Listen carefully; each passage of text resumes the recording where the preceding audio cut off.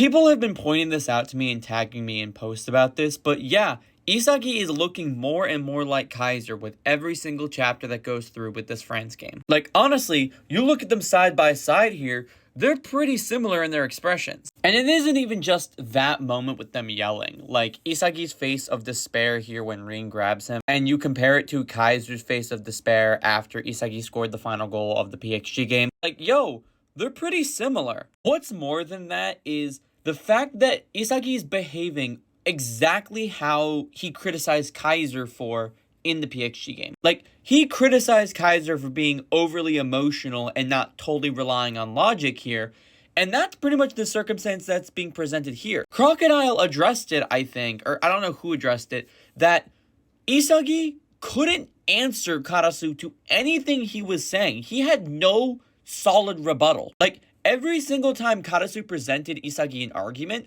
he was right, and Isagi couldn't come up with a single answer back to him. Like, in this moment in particular, Karasu basically says that he's now doing things for the sake of Blue Lock winning. And then Isagi gets pissed off and says, I'm doing the same thing. And Karasu says, then that's exactly my point. What's the problem with it when you're doing the same thing I'm saying I'm just gonna start doing? And Isagi has no rebuttal. And what's even more is that every single time Ugo comes over to speak to Isagi, yes, a lot of the time he's violating like personal boundaries. Like right here, Ugo is resting his chin on Isagi's shoulder. But every time Isagi gets like very physical and very angry at Ugo just existing near him. Like, he's not being the logical tool or the logical player that he presented himself to be going into this tournament. Now he's leaning everything into emotion, and I don't know where a full evolution is for him now. Or anything.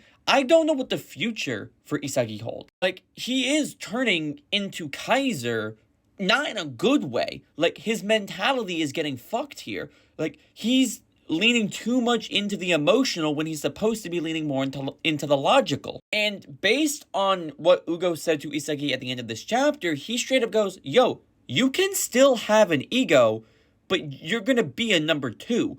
And to be honest, right, being a number two in and of itself, right, isn't wrong or different than what Isagi's already been doing. The style of a number two is what he's been doing from the beginning.